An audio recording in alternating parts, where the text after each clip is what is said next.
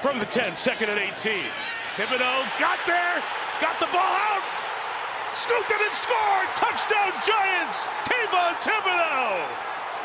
What a play around the edge! Got to Heineke's arm. He gets the grand slam, he gets the sack, the forced fumble, the fumble recovery, and the touchdown.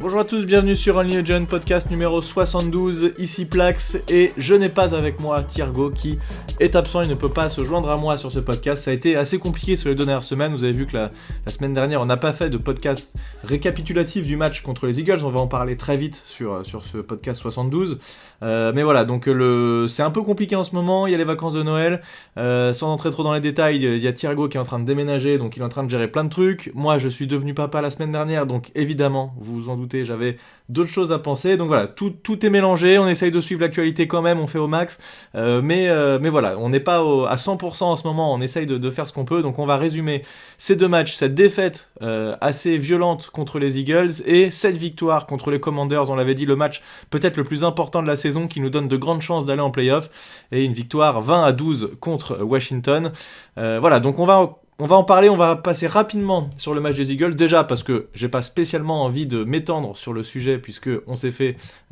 complètement latter 48-22, donc vous vous en doutez, il n'y a pas grand chose à dire sur ce match, c'était même un non-match à mon avis.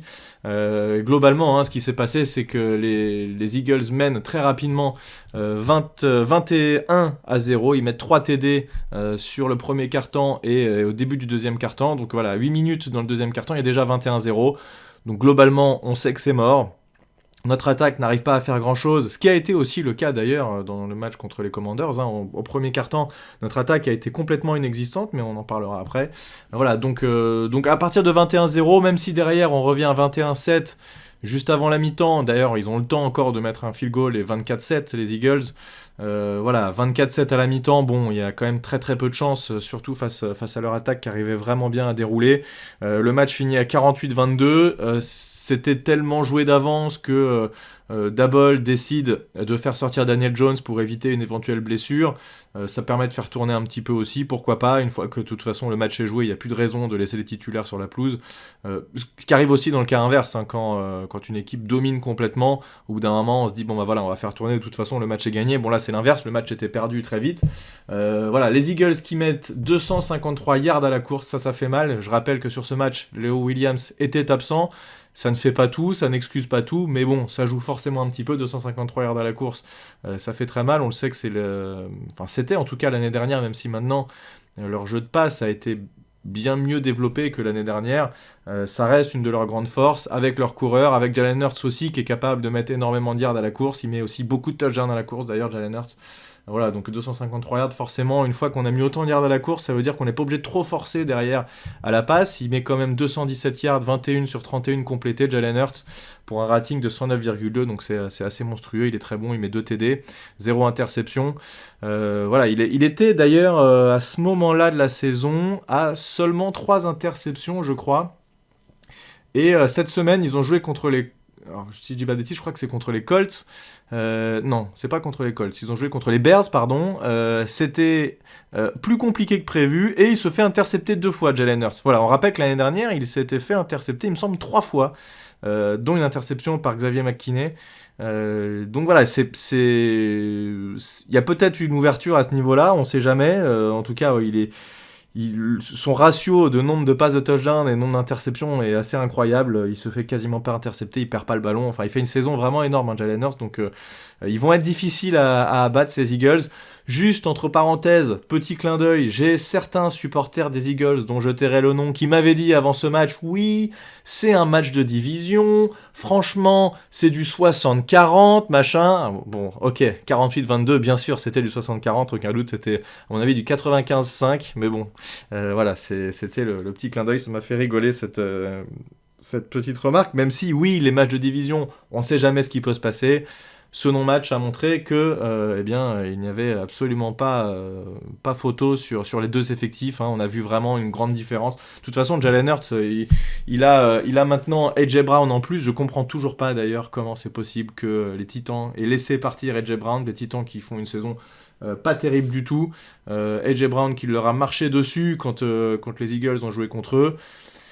Donc je comprends toujours pas le move. En tout cas, j'ai l'impression que le GM des Eagles arrive toujours à arnaquer tout le monde. On sait pas comment il fait, mais il arrive à refourguer des joueurs pourris contre des tours de draft et à récupérer des joueurs contre un grec. Donc je sais pas comment il fait ça, mais en tout cas il arrive à se débrouiller. Donc les Eagles, c'est vrai, ont un effectif, on l'a déjà dit plusieurs fois de toute façon, on en parlait avec Thiergo la dernière fois, ultra complet, partout, sur la D-line, niveau des linebackers, sur les DB, receveurs, ils sont ultra loadés.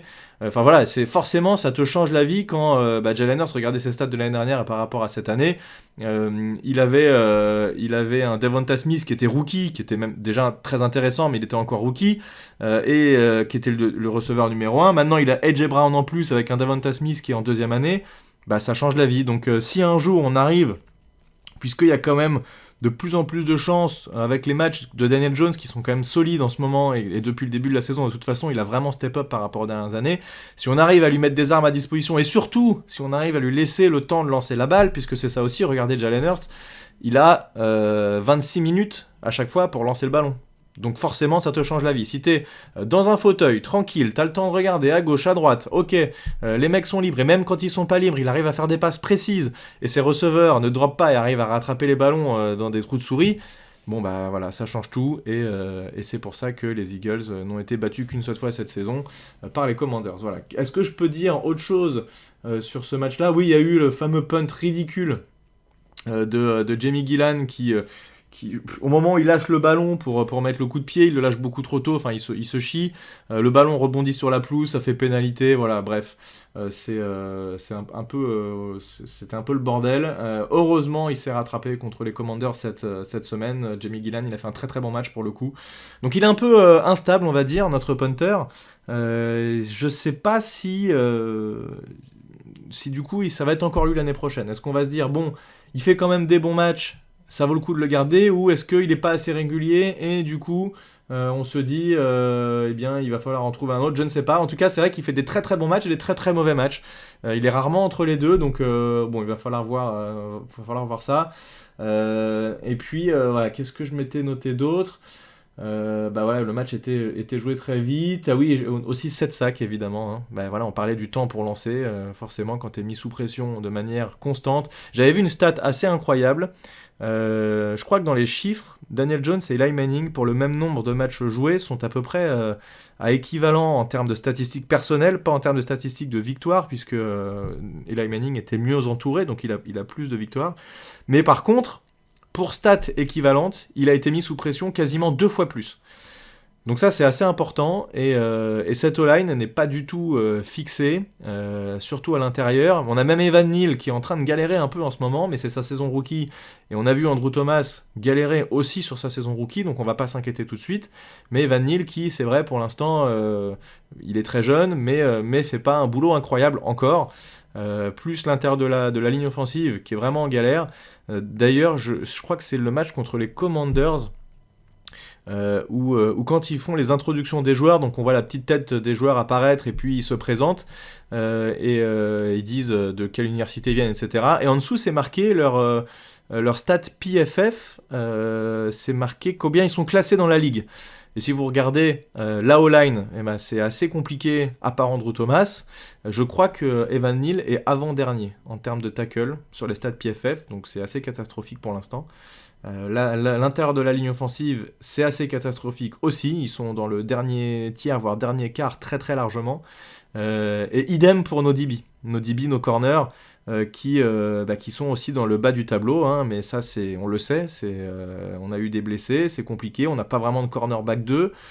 Donc voilà, c'est assez rigolo de voir ça et de voir, suivant les stats PFF, pour ce que ça vaut, on est vraiment dans le bas du tableau. Et donc voilà, s'il y a une chose à retenir en tout cas de ce match contre les Eagles, outre le fait que c'était un stomp absolu et qu'il y a eu vraiment non-match, eh bien c'est la différence d'effectifs qui ne permet pas aux Giants actuellement de faire quoi que ce soit contre des grosses équipes et contre, a priori, l'équipe la plus solide de NFL en ce moment, que sont les Eagles. Voilà. Donc, à ce moment-là, on est à 7 victoires, 5 défaites, une égalité. Et les Commanders sont également à 7 victoires, 5 défaites, une égalité. Sauf que les Commanders sont dans un mood bien meilleur, puisque si je ne dis pas de bêtises, sur les 6 derniers matchs, ils sont à 5 victoires. Donc forcément, en plus, ils jouent à la maison, ils étaient donnés gagnants par quasiment tout le monde. Sauf que, eh bien, on a réussi à faire un match solide avec nos armes, et notamment grâce à une excellente défense, on l'emporte 20-12. Donc, on passe 8 victoires, 5 défaites, une égalité. Les Commanders sont à 7-6-1. Ce sera a priori nos adversaires directs sur la qualification pour les playoffs. En tout cas, c'était une victoire très importante. Les stats, je ne sais pas d'où elles viennent, ces stats-là. On avait vu un truc qui disait que, je l'avais retweeté, si l'équipe qui gagne ce match, en gros c'était quasiment pareil, c'était kiff-kiff entre les Giants et les Commanders, l'équipe qui gagne le match a 90% de chances de se qualifier pour les playoffs. Bon, je sais pas si on a vraiment 90% de chances de se qualifier. Je rappelle que derrière on rencontre les Vikings qui ont fait... Ah bah oui, c'est les Vikings qui ont joué les Colts pour le coup cette semaine et qui ont remonté 30-0 ou je sais plus combien. Enfin c'est le record absolu de NFL, la remontada la plus ouf. Et du coup voilà, les Vikings qui ont des faiblesses pour le coup forcément puisqu'ils ont été menés très largement au cours de ce match-là. On rencontre donc les Vikings, derrière les Colts aussi. Alors les Colts qui sont capables de tout a priori, puisqu'ils arrivent à mener 30-0 et se faire rattraper de 30 points derrière. Ça aussi c'est assez ouf. Je sais pas ce qu'ils valent avec leur coach remplaçant sorti de nulle part. Bon, on verra. En tout cas, s'il y a un match encore qu'on peut prendre, c'est celui-ci, puisque après le dernier match ce sera contre les Eagles, encore une fois, et il faut pas s'attendre à grand-chose à mon avis. Surtout que si je dis pas de bêtises, ce sera chez eux le dernier match, donc voilà. Mais bon, celui qu'il va falloir gagner, le match qu'il faudra gagner pour... À mon avis, si on gagne le match contre les Colts, je pense qu'on est qualifié en play-off. Je ne sais pas ce que ça peut donner, ces playoffs. C'est pas vraiment un objectif en soi, hein, mais ça fait toujours plaisir. Ça fait longtemps qu'on s'est pas qualifié. La dernière fois, c'était en 2016. On avait d'ailleurs à l'époque un jeu qui était à peu près similaire, je pense, à cette année, puisqu'on mettait peu de points. C'était Eli Manning aux commandes à l'époque. On avait toujours un Odell Beckham qui arrivait à nous sortir un TD sur un tracé slant qui remontait pour 80 yards.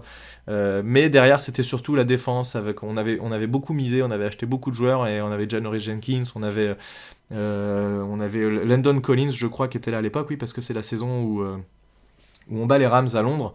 Donc voilà, c'était des matchs pareils, c'était typiquement ça, des 20-12 ou ce genre de match-là, une possession d'écart. On avait réussi à se qualifier en play-off pour se faire complètement laminer par les Packers dès le premier tour, avec la fameuse photo sur le bateau là, des wide receivers qui se la pétaient un peu trop. Bref, en tout cas voilà, donc ces play-offs qui semblent faisables.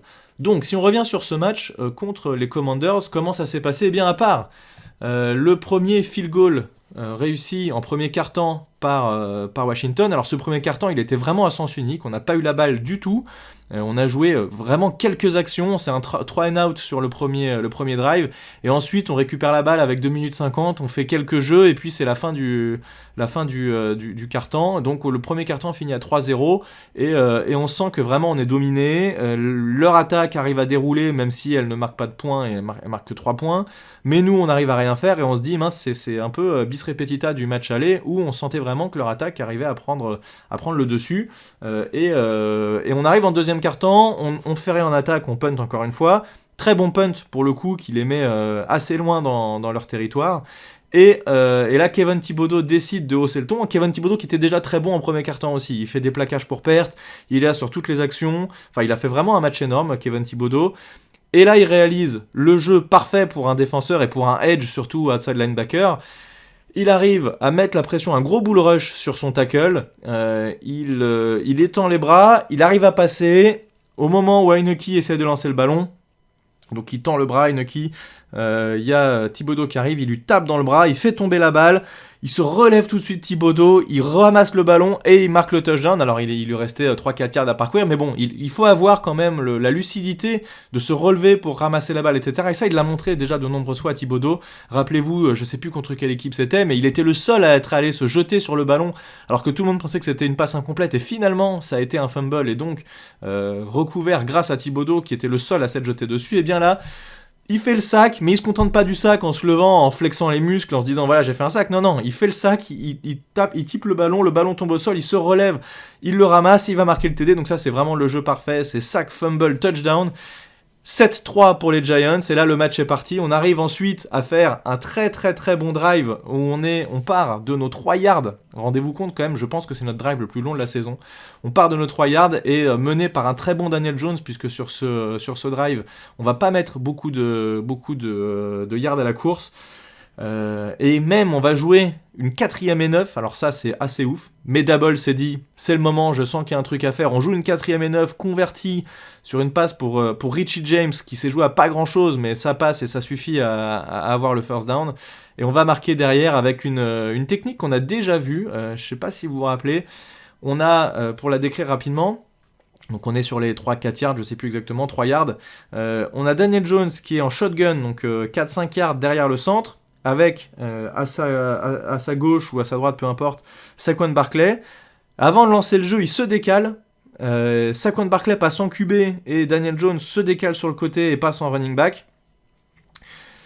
Donc le snap est fait directement à Saquon Barkley. Il y a une feinte avec Daniel Jones qui part d'un côté, Saquon Barkley qui part de l'autre, et il rentre très facilement dans la end zone pour le touchdown. Et là, on est à 14-3, et donc on arrive à la mi-temps à 14-3. Donc en fait, sur ce match, on a eu le lead tout le temps, puisque à partir de 14-3, ils repasseront jamais devant. Ils mettent un TD en 3e quart-temps, 14-9. On met un field goal, 17-9, et à partir de là, c'est plus que des field goals, puisqu'il y a encore 2 field goals en 4e quart-temps, 17-12 et 20-12, avec, à noter quand même, puisque même si notre jeu de course a été globalement assez muselé pendant une bonne partie du match, Saquon Barkley réalise 18 courses pour 87 yards, il y a une bonne partie de ces yards-là qui sont intervenus au meilleur moment sur le dernier drive, là où il faut qu'on fasse écouler le chrono au maximum, et on arrive à mettre ce field goal de Graham Gano à 1 minute 55 de la fin, grâce notamment au jeu de course de Saquon Barkley qui s'est vraiment... la O-line s'est réveillée, lui s'est réveillé, il nous a mis quelques spins, enfin c'était assez joli, et donc on arrive à 20-12. Alors oui, après, les Commanders récupèrent la balle, il y a une passe longue, ils arrivent à mettre vraiment la pression avec une action ultra décisive à ce moment-là du match, où on a Heineke qui fait une course sur le côté, enfin qui est censé lancer une passe, mais qui finalement s'échappe à la course, et on a, encore une fois, devinez qui, Kayvon Thibodeaux, qui est en couverture de passe cette fois-ci, et qui se retrouve avec le tight end au fond de la end zone. Et il voit Heineke qui, si jamais Thibodeaux était pas là, pouvait rentrer dans la end zone tranquille, marquer un touchdown, et là il serait revenu potentiellement à égalité, les Commanders, mais il fait l'effort, il rattaque et il vient mettre la pression, et Heineke clairement là-dessus, si vous revoyez l'action, je pense qu'il se chie un peu dessus, il voit Kayvon Thibodeaux lancer plein de vitesse, il se dit bon, ça pue un peu, il ralentit, il sort sur les 1 yard, et je pense que ça nous sauve clairement le match, puisque derrière, il y a une action un peu bizarre où ils mettent un TD en fait les Commanders, mais il y a le receveur extérieur qui n'est pas aligné correctement. On voit l'arbitre jeter le flag dès le lancement du jeu. Donc le TD est annulé. Et qu'est-ce qui se passe derrière ? Je me souviens plus. Tiens, qu'est-ce qui s'est passé ? Pourquoi ils mettent pas le TD ? Parce qu'on défend bien. Et c'est la fameuse... sur la dernière action, a priori une interférence de passe de Darnay Holmes. C'est vrai que ça a l'air d'être une interférence de passe, mais j'ai entendu les Commanders chouiner beaucoup, et j'ai lu les Commanders chouiner beaucoup sur les réseaux sociaux. Si on se souvient un peu de l'année dernière, on perd le match contre les Commanders à cause d'un offside sifflé qui n'était pas du tout un faux départ en fait de Dexter Lawrence, qui part exactement au moment du ballon. On a vu les ralentis 100 fois. Donc on perd le match là-dessus. Voilà, c'était une mauvaise décision arbitrale. Ça, c'était une chose. Et le match où on a fait 20-20, match à égalité, il y a 2 semaines, contre les Commanders aussi, rappelez-vous, il y a eu des actions qui étaient très limites, il y a eu Richie James qui est maintenu au sol, quand il se relève, on tape son ballon pour leur faire perdre du temps, etc. Donc ça n'a pas été pénalisé, ça aurait pu très largement être pénalisé, ça a été pénalisé dans d'autres matchs d'ailleurs depuis, et au moment où on lance le jeu pour spiker la balle très vite au sol, il y a un D-line qui est pas du tout aligné, qui est très largement au-delà du ballon, et il n'y a pas eu de faute non plus, donc voilà.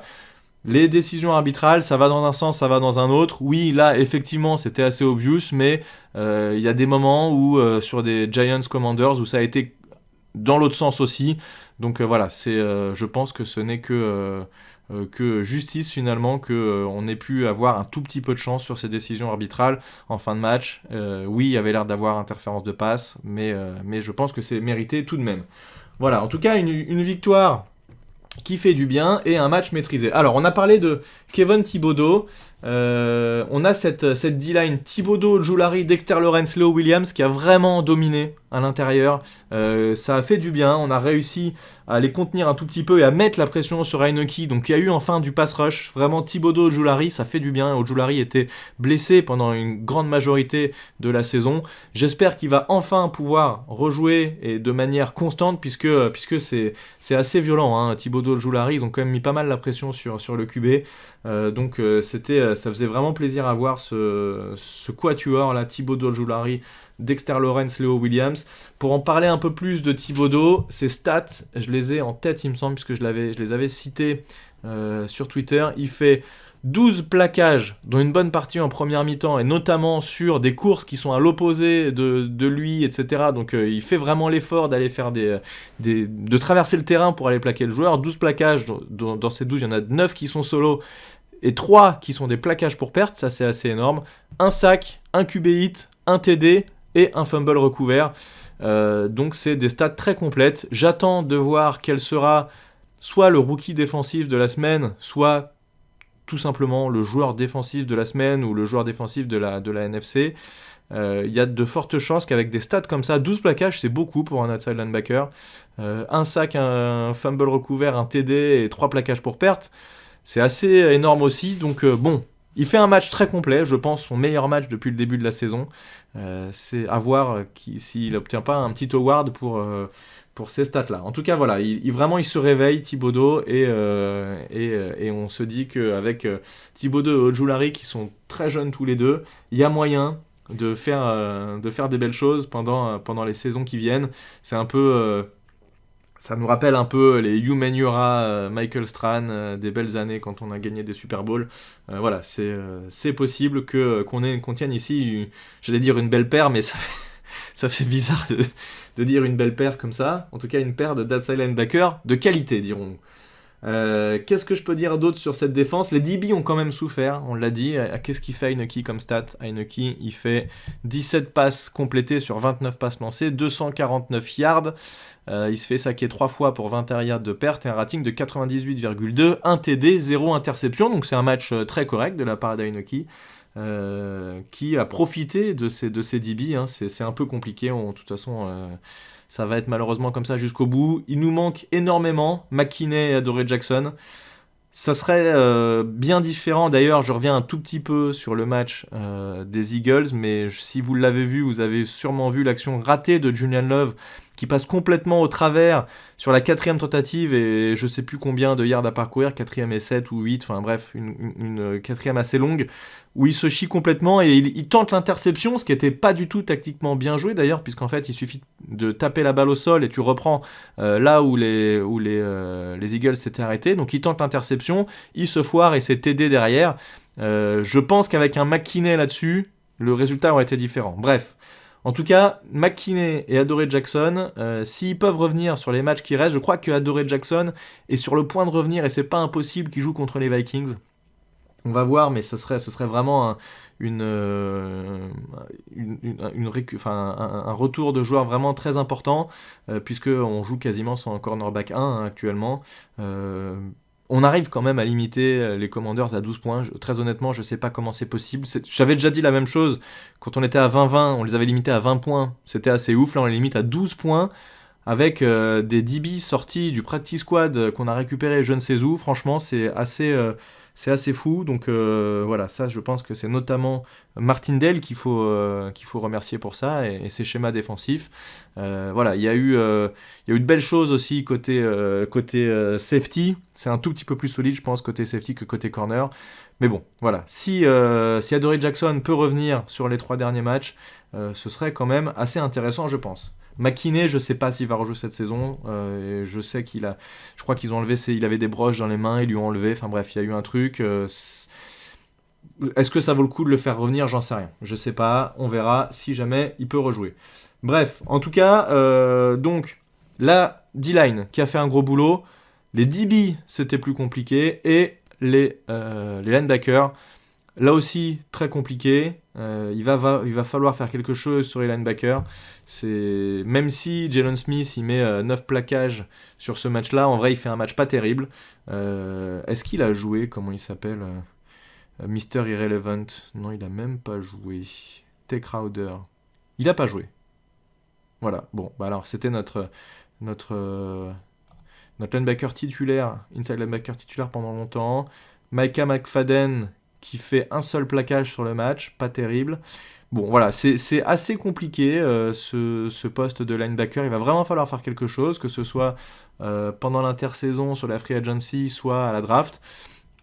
On va voir comment améliorer ce poste-là, mais c'est vrai que pour l'instant, bah, voilà, la D-line ne peut pas faire tout toute seule, et si ça passe le premier rideau, derrière, il faut aussi qu'il y ait des linebackers qui fassent des plaquages.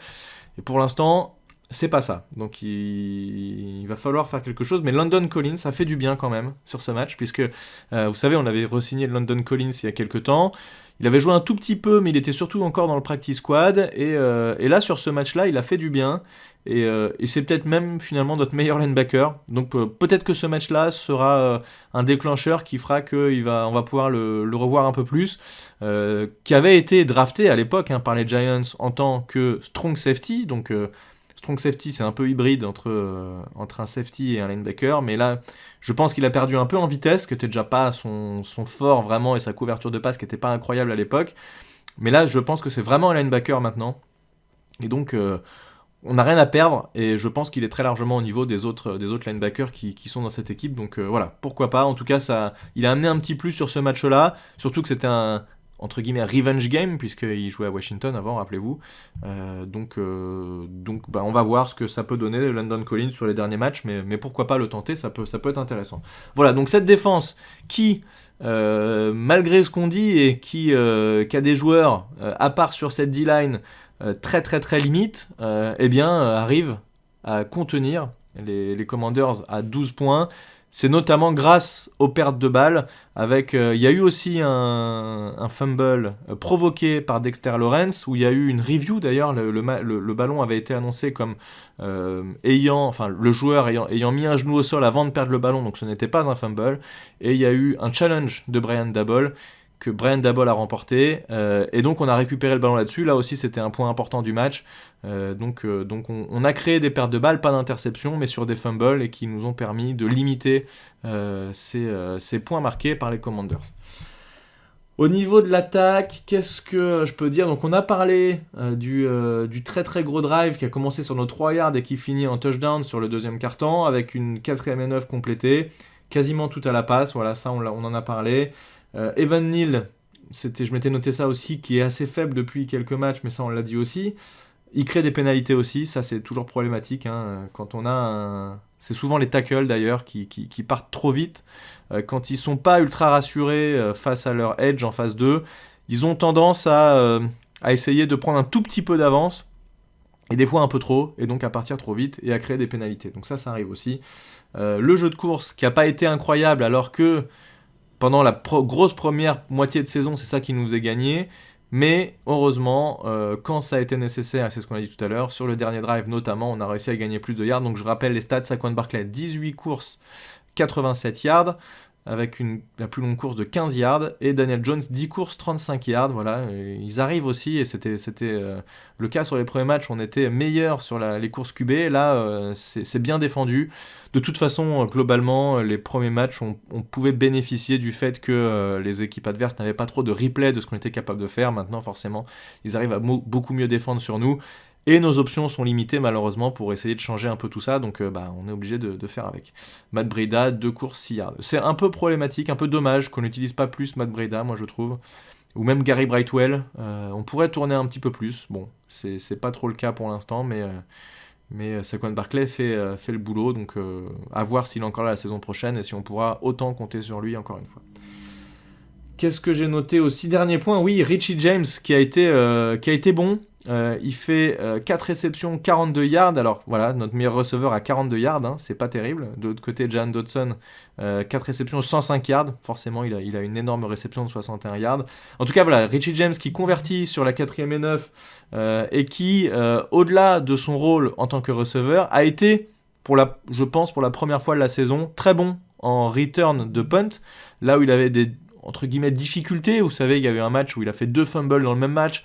On s'est dit, on veut plus jamais le revoir, etc. Et bien sûr, ce match-là, non seulement il n'a pas fait de fumble, heureusement, mais en plus, il a gagné des yards sur les returns qui nous mettent en meilleure position pour commencer nos drives. Et donc ça a été intéressant.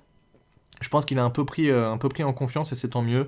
Derrière, on a eu Isaiah Hodgins qui est une très bonne recrue. Hein. Franchement, c'est pas un receveur numéro 1, mais il fait du bien. Il a les mains assez sûres, je trouve.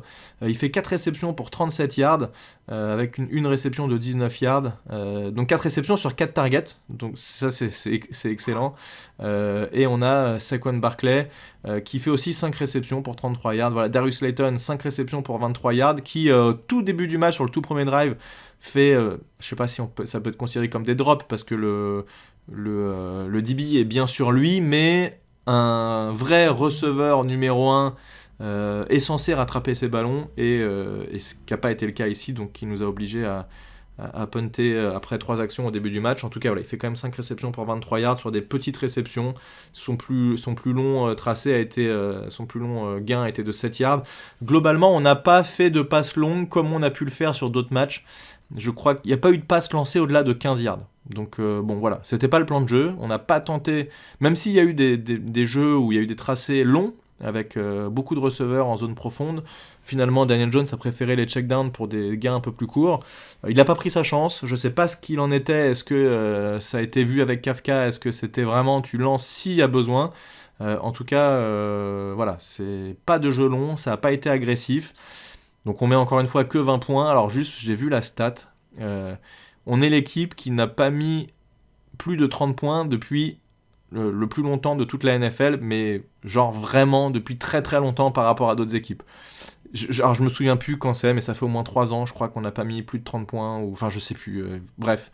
On est très très très très loin des autres équipes, il n'y a pas eu cette saison du tout, donc voilà, on met pas beaucoup de points, mais on trouve des moyens de gagner. Brian Daboll et son petit bouc, vous avez vu qu'il a changé, il a plus la barbe, d'ailleurs c'est discutable. Vous donnerez votre avis sur le book de Brian Daboll, qui je pense est le point le plus important de ce podcast.